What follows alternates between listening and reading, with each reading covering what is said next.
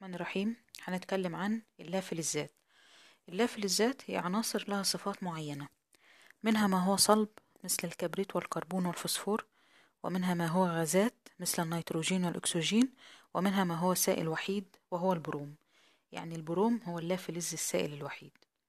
تاني صفة، ليس لها بريق معدني، يعني ما بتلمعش، يعني لو بصيت على الكربون أسمر ومطفي ما بيلمعش. تالت حاجة، رديئة التوصيل للحرارة، لا توصل الحرارة ولا توصل الكهرباء، ما عدا الكربون يوصل الكهرباء. يعني كل اللافلزات ما بتوصلش الكهرباء، ما عدا الكربون يوصل الكهرباء.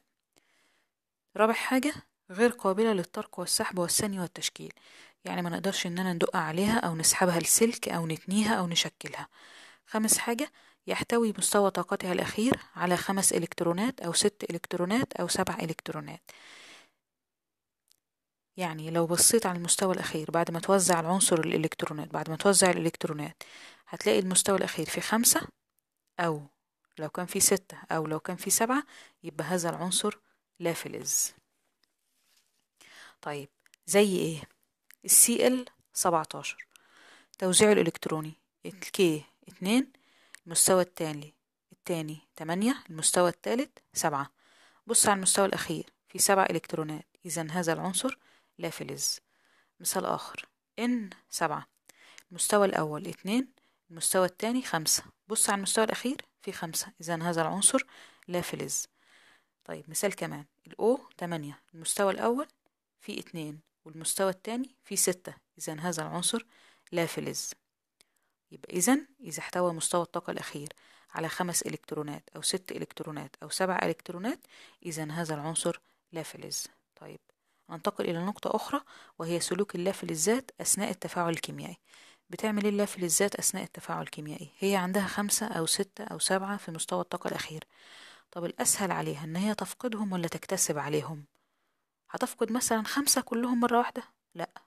أمال تكتسب عليها كام؟ 3 مثلا، عشان تكملهم ويبقوا 8 في المستوى.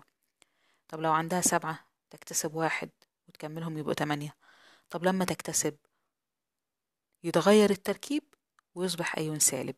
يعني اللافلزات أثناء التفاعل الكيميائي تكتسب إلكترون أو أكتر وتصبح أيون سالب.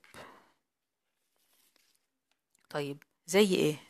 عندي الCl 17، الCl 17 توزيعه الإلكتروني، Cl 17 توزيعه الإلكتروني 2 8 7، 2 8 7. عنده 7 إلكترونات في مستوى الطاقة الأخير، هيفقده عفوا هيكتسب عليهم ايه؟ 1، ويصبح تركيبه ايه؟ المستوى الأول 2، والمستوى التاني 8، والمستوى التالت هو كان فيه 7 اكتسب عليه 1، يبقى فيه كام؟ 8. وبعدين نعمل جوه قوس ونعمل فوق -1. طب ليه 1؟ عشان هو اكتسب 1. طب لو عنصر تاني اكتسب 2 نحط -2. طب لو اكتسب 3 نحط -3. طب بص كده، عاوزين نبص على عدد الإلكترونات كام في الأيون. ده الأيون. طب عدد إلكتروناته كام؟ 2 و8 10 و8 18، يبقى عدد الإلكترونات في الأيون 18.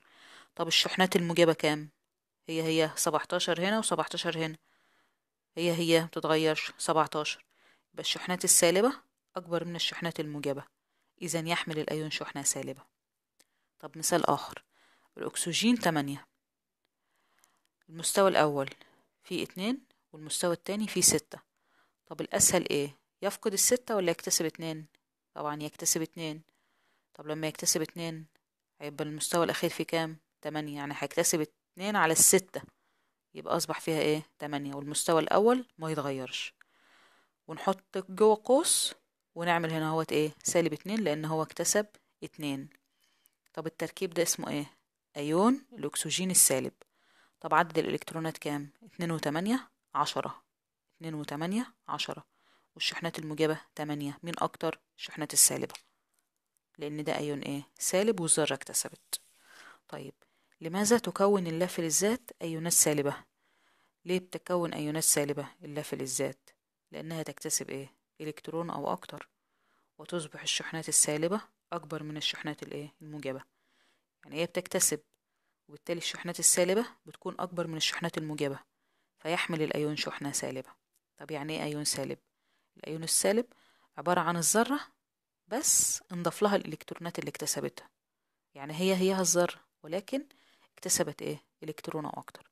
يبقى الأيون السالب هو ذرة عنصر لا فلز اكتسبت إلكترون أو أكتر أثناء التفاعل الكيميائي. ذرة عنصر لا فلز اكتسبت إلكترون أو أكتر أثناء التفاعل الكيميائي.